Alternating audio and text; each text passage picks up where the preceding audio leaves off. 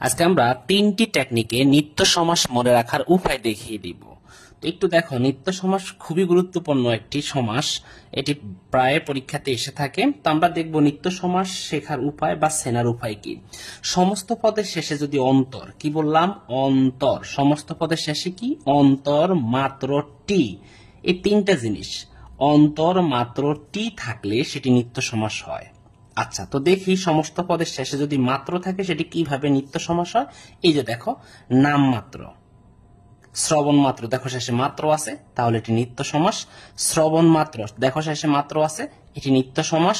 বলা মাত্র, দেখো এই মাত্র আছে, মাত্র থাকলে এটি কি নিত্য সমাস। দর্শন মাত্র, দেখো শেষে মাত্র আছে, মাত্র থাকলে সেটি কি নিত্য সমাস। চাহিবা মাত্র, শেষে মাত্র আছে, মাত্র থাকলে নিত্য সমাস। তোমাদের পরীক্ষাতে এরকম এমসিকিউ থাকবে যে নিচের কোনটি নিত্য সমাস, তুমি দেখবা শেষে মাত্র আছে কিনা, মাত্র থাকলে সেটি নিত্য সমাস। তাহলে দেখা মাত্র নিত্য সমাস। এগুলোর ভ্যাস বাক্য হচ্ছে সামনে আমরা কেবল যুক্ত করে দিব। কি যুক্ত করে দিব? কেবল। যেমন নাম মাত্র কেবল নাম, শ্রবণ মাত্র কেবল শ্রবণ, বলা মাত্র কেবল বলা, দর্শন মাত্র কেবল দর্শন, চাহিবা মাত্র কেবল চাহিবা। ঠিক আছে, যার সামনে আমরা কি যুক্ত করে দিব? কেবল যুক্ত করে দিব। এরপর একটু খেয়াল করে দেখো, একটু ব্যতিক্রম রয়েছে। অতিমাত্র, এটা হচ্ছে মাত্রাকে অতিক্রান্ত করে যে, অর্থাৎ সেটা হচ্ছে অবয়ব সমাস।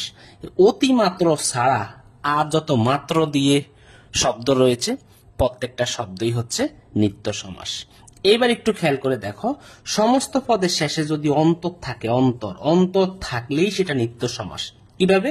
দেখো, গ্রহান্তর, দেশান্তর, দেখো অন্তর আছে, দেশান্তরের মধ্যে অন্তর আছে, যুগান্তরের মধ্যে অন্তর আছে, কালান্তর অন্তর আছে, গৃহান্তর অন্তর আছে, গ্রামান্তর অন্তর আছে, রূপান্তর অন্তর আছে, বাক্যান্তর অন্তর রয়েছে, কুফায়ান্তর অন্তর রয়েছে, স্থানান্তর অন্তর রয়েছে, পাঠান্তর অন্তর রয়েছে, দ্বীপান্তর অন্তর রয়েছে।